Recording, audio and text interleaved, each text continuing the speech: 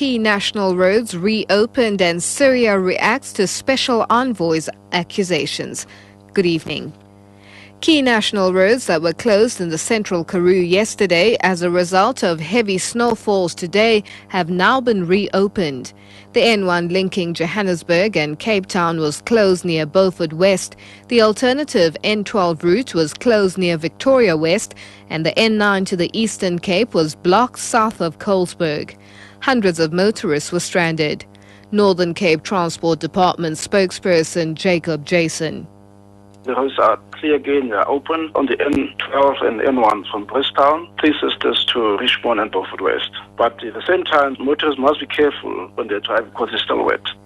The death toll from the severe weather in the Eastern Cape is mounting. At least 2 people are believed to have frozen to death in the bitterly cold conditions experienced across the Eastern Cape since Friday.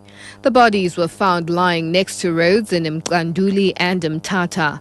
Police say there were no injuries or any signs of foul play. Inquest dockets have been opened.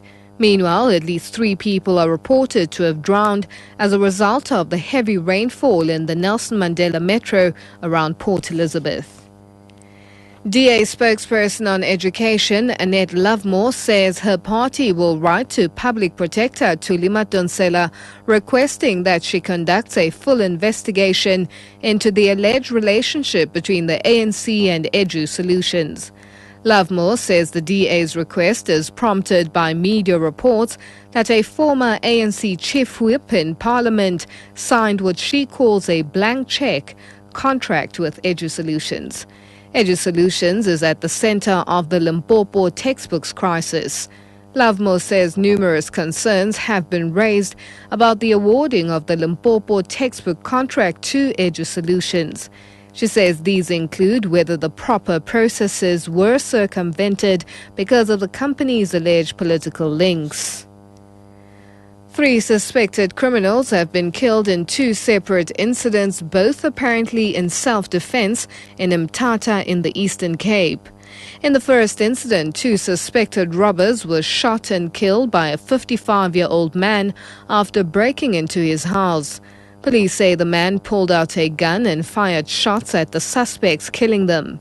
In the other incident, a 23-year-old man was stabbed to death, allegedly by a security guard whom he was trying to rob.